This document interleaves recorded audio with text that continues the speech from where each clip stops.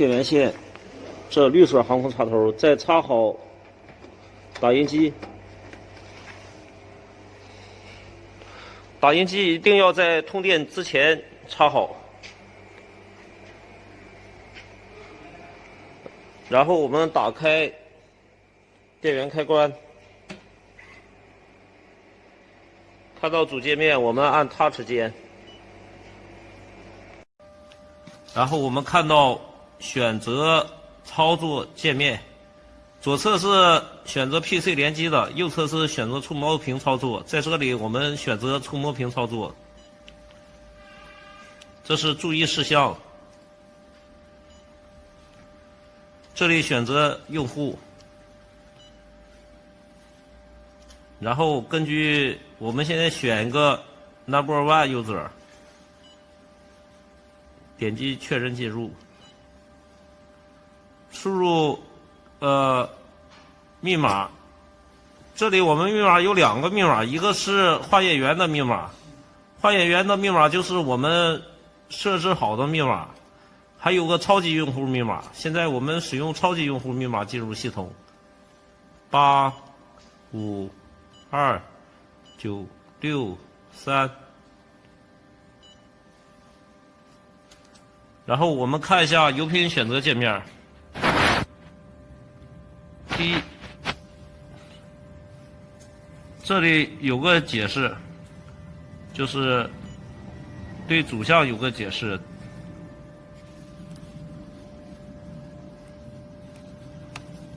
你那是什么油？汽油吗？要做的？汽油。啊。点返回。啊。我们点返回。咱们现在来做个汽油。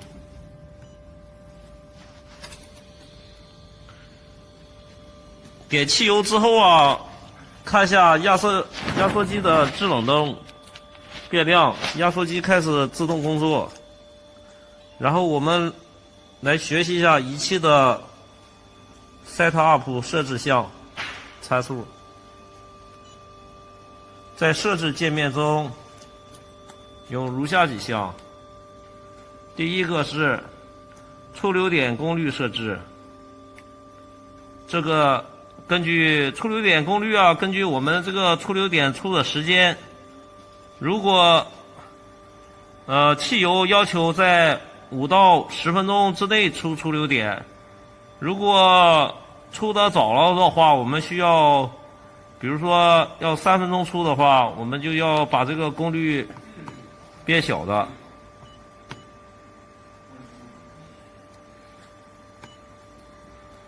如果超过10分钟出啊，我们就要把功率加大。这就是说，我们根据时间来调节一下这个出流点的功率。然后咱再看一下，这个是2桶直径，回收室温度，啊，我们可以根据实验要求啊设置一下。这是。上面是刚才说的是冷凝管温度，这是回收室温度，然后停止体积，我们做汽油的时候就默认在100毫升，如果做柴油的时候啊，不要中流点的话，我们就可以把它改成95毫升。这是停止温度，就是说你设定需要的温度也可以进行停止的。最后面是中流点功率，就是根据我们这个不同的油品项目啊，可以调整中流点的功率输出。然后我们这里再看一下，有个系统设置系统自检项。系统自检里面有电机自检，在这里我们就可以控制液位跟踪的上下。打比方，我们点一下 Motor Down， 电机会往下走。然后我们点 Motor Stop， 然后 Motor Up， 电机往上走，再点 Motor Stop。这个界面作用，比如说我们做实验需要调整跟踪器的高度的时候，或者是出现限位的情况，要使用到这个界面。在其他的制冷自检、加热自检、风扇自检，这就是说我们工厂模式的时候，或者是进行维修的时候使用，平时不需要使用。大家再看一下，就是在系统设置里面还有一个参数修正，就是说看一下有个大气压，有个这是可以修改大气压的。你比如说我现在有大气压力盒，要是说量到气压不一样的话，左右调节可以改变大气压的。然后调节完点一下设定，这是温度修正，也是跟我们这个温度计做对比的话，也可以进行修正，找个我们校准好的温度计。现在默认设置我们设置成0 ，back up。然后我们再看一下这里有一个控温，这是什么意思啊？就是说我们现在这个冷凝管和回收室啊都在控温。如果我有一些实验不需要它控温，或者我在进行维修或其他校准调整的时候，也可以点这块。这块就是说里面的冷凝管还有回收室啊，它就是常温的情况，就不进行控温操作。这个右上角还有一个 System Time， 点一下，这个是系统时间设置。这我们要设置之前啊，点一下clean，然后重新输入一下系统时间就可以了。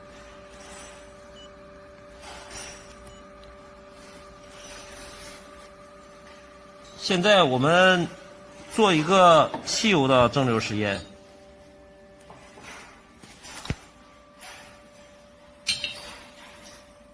首先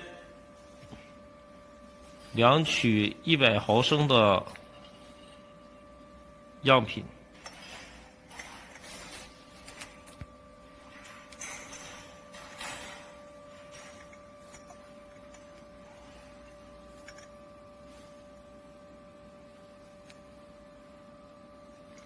大家看一下哈，现在这个电板有2种，一个38直径的，还有个51直径的电板，50直径的电板。这个是我们做汽油的时候使用的，然后这个50电板是在做柴油的时候使用的。这个就是我们一开始开机介绍的导流片，等会儿需要放在量筒上面的。这个是烧瓶，烧瓶就是这是石英烧瓶，普通的烧瓶不是太耐烧。好了，我们看一下，我们现在已经量取了100毫升的汽油，然后把汽油倒入量筒。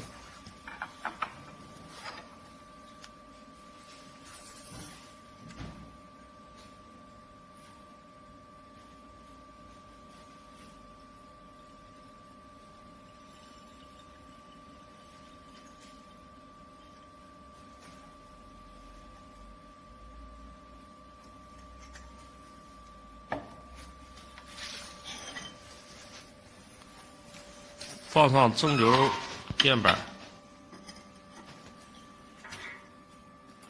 插入温度传感器。大家看一下这个温度传感器啊的位置，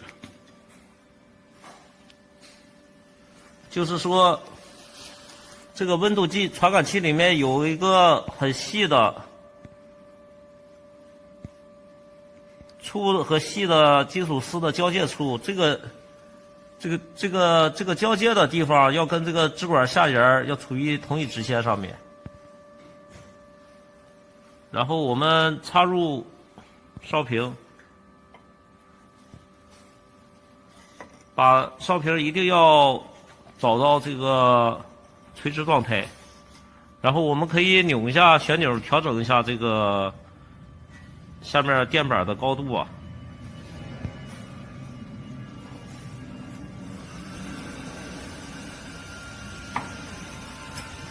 好，现在我们关上门之后啊，我们看一下哈，这个导流片的安装。导流片要把这个导流片的前方正对着我们插，不要斜着插。然后我们放进这个回收室。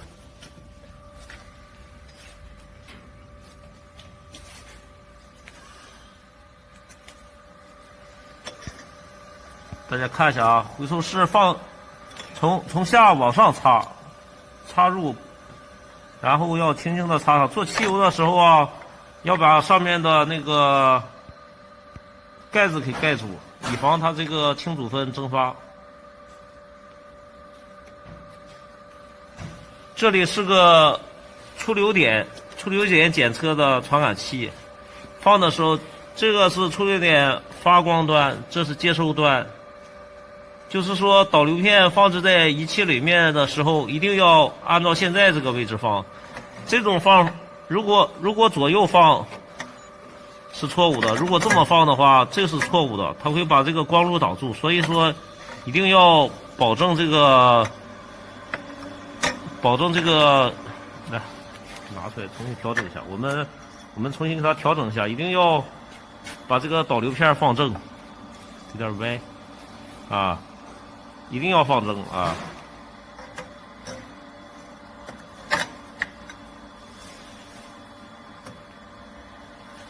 然后放好之后，我们关上回收室的门，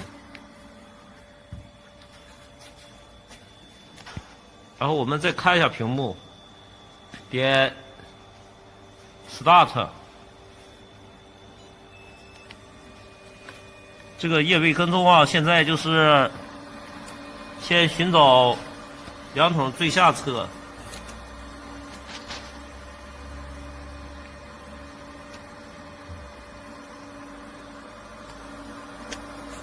他去寻找这个零点呐，找到零点之后，可以往上反100毫升，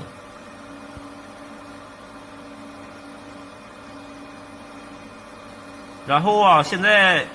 会检测一下这个两桶啊干不干净。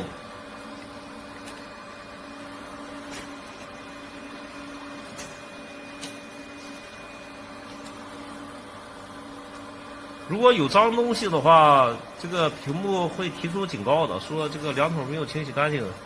到时候我们就是按照那个警报提示清除一下。两桶上面脏的东西，然后再重新点这个开始。现在看到最高点的话，没有出现警报，就是说我们这个两桶现在已经清洗得很干净了，可以正常做实验。它现在继续往下寻找这个零点，到零点之后啊，如果实验条件符合的话，就可以做实验了。这个所谓实验条件符合，就是说我们设置的冷凝管温度，还有回收室的温度，要达到我们设定的温度范围附近，才能加热炉才能开始工作。大家看一下啊，现在为什么这个加热没亮？就是说。这个冷凝管这个温度啊，没达到我们刚才设的2度。这回收室啊，现在也有点低。现在仪器正在调整这个温度，而且做实验的时候，这个炉温如果高于45度，也是不能做实验的。这下面显示的是大气压力，然后啊，这里又显示的是回收量，这上面显示的是停止温度。这是我们设置的停止体积。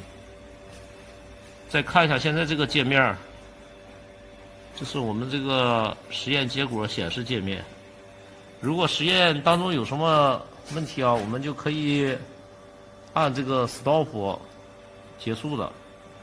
然后我们再看一下仪器的这个下面还有一个火灾灭火开关。如果打开这个开关的话，从这个喷嘴处会喷出氮气的。这个就是根据我们用户实际情况看一下接不接氮气。大家看一下正流和回收室温度到了之后啊，这个 HAT 这个红灯就开始闪烁了，说明正流实验开始了。我们看一下这个炉子也是在闪的。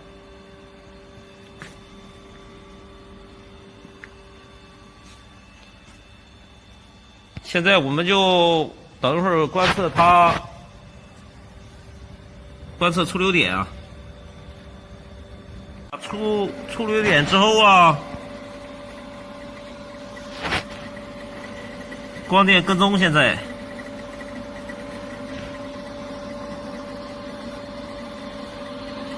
这个光电一直是在这个液体的下面进行跟踪的。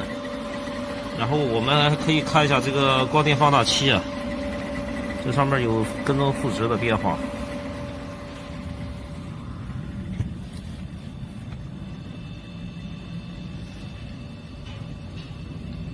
正流实验完成后，我们点完成界面，然后出现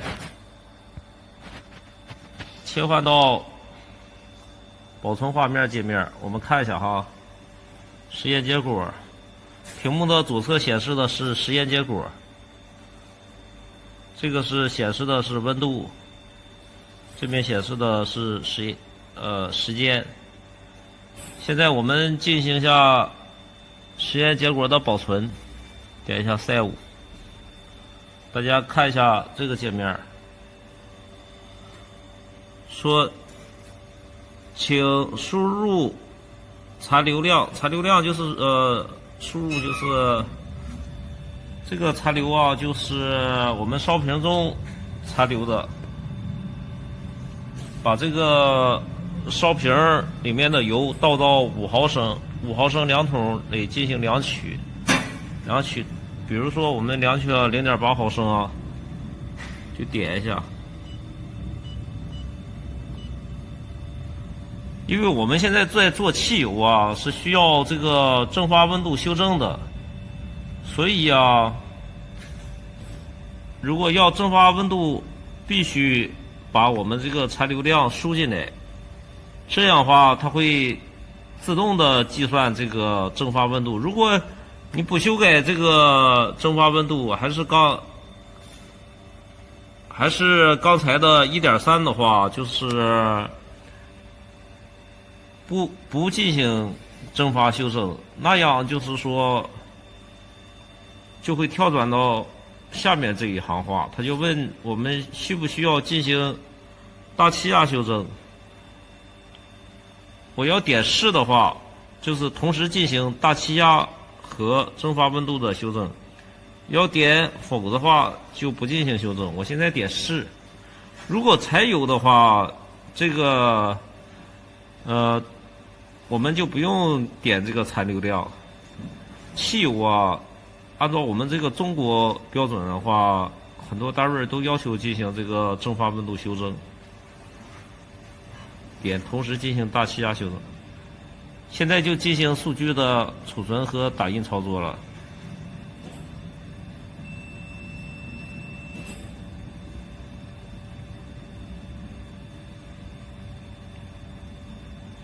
好，保存成功。我们点一下屏幕，然后返回到这个实验界面，看一下实验之后啊，我们保存之后，我们点一下返回，进行到油品选择界面，然后啊，为下一个实验做准备，就是如果下个做柴油，我们就点柴油。你看点柴油的话，压缩机就灭了，这个压缩机都是自动控制的。如果我们点汽油的话，它这压缩机过一会儿又会重新启动的。现在我们看一下这个历史记录吧。刚才我们做了一个汽油，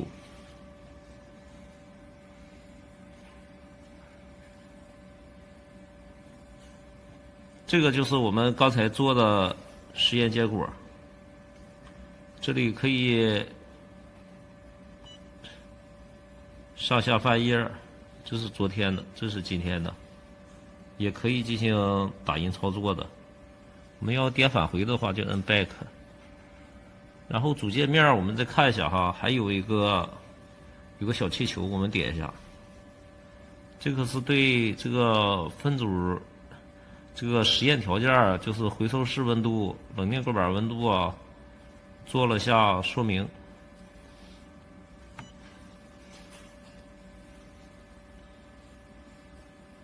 这样我们这个实验就结束了。然后我们还看一下机器有一些调整的功能，比如说我们做实验的时候忘记放这个量筒，忘记放量筒的话，它会出现什么情况？就是说误操作的话，比如说忘记放量筒啊，大家看会出现什么情况？它会无限制的往下走。然后屏幕会显示警报，然后说没有放量筒，而且把这个原因讲了一下，还有解决方案也给大家讲了一下。然后我们现在要注意啊，对比一下照片这个位置，它现在是在最下方，最下方的话，我们看是在这个照片。那我们的点电机向上，把这个移动到中间位置的时候，然后我们再点电机停止，再点返回就 OK 了。这就是解除这个限位的报警，再回到油品选择界面，然后我们就是正常的做实验了。再看一下这个出流点检测的功能。我们开机，按密码551133，就是说，如果出流点有什么问题啊，我们可以大家看一下屏幕，这是一个出流点检测光架，里面有模拟的光线，我们触碰一下这个。检测一下出流点，用手挡一下，遮住一下光线，看屏幕有反应了。这就是说能检测到出流点。再点 retest 又可以进行第二次操作。